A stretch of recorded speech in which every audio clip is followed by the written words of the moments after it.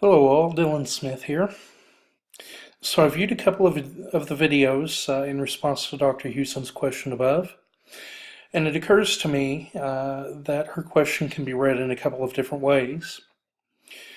First, we could obviously read the question meaning how would we feel if we received any form that was downloaded from the internet and not written by the counselor, or we can read the question how I interpreted the question. How would I feel if I was the client and I received the specific form that I downloaded? And I will attach that form here in this post for all of us to review.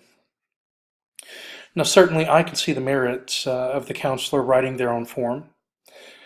However, I don't necessarily have a background in psychology like a few others in this class. My background right now is one of working as an employee of a governmental agency of the state of Oklahoma.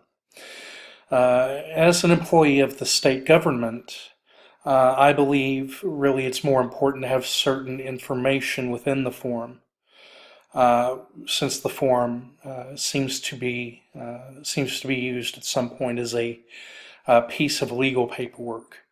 Therefore, I believe the content of the form is more necessary than specifically the author.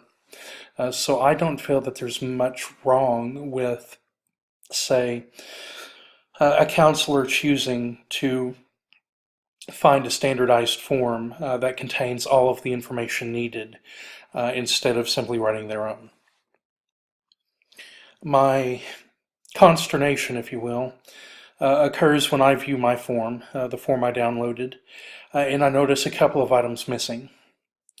Now, for me, typically budgeting is a part of my own informed consent process in my daily life. When I have choices to make, if they in some way affect financials, then the financial impact is part of the informed decision that I seek to make regarding that choice. The American Counseling Association 2014 indicates in section A.2.B that information about fees and billing is considered needed information for the client. But the form that I downloaded, as we can see, doesn't contain specific information about session fees. The information contained in it is one of here is the late fee and how we go about assessing that late fee. So, as a client, I would be concerned if I received this specific form. I can clearly see in this form that I'm agreeing to certain aspects of the counseling relationship. I'm agreeing to the confidentiality notice. And within this notice, I'm even agreeing that in certain instances, my information can be shared with others.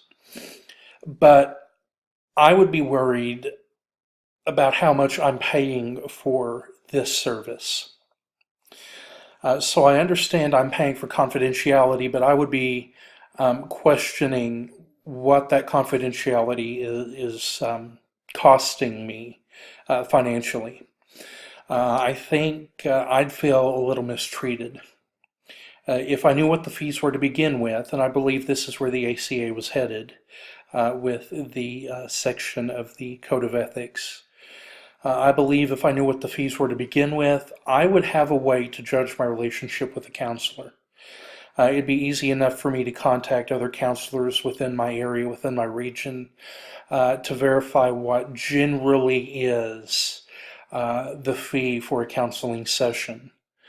So I wouldn't be worried that my counselor is taking advantage of me and profiting by some means greatly off of me as the client in my situation.